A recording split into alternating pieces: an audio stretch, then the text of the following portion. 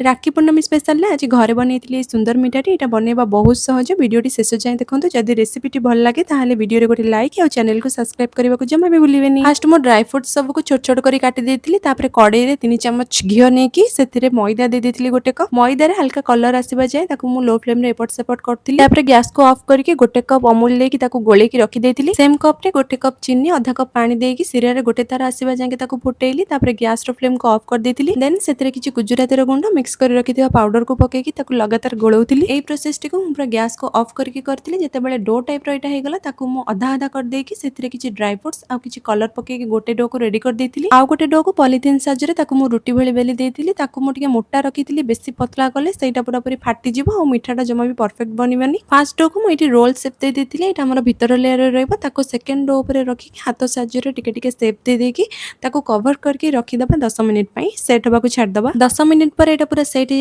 हो कट करवा यहाँ छुरी साहाଯ୍य आराम से कट कर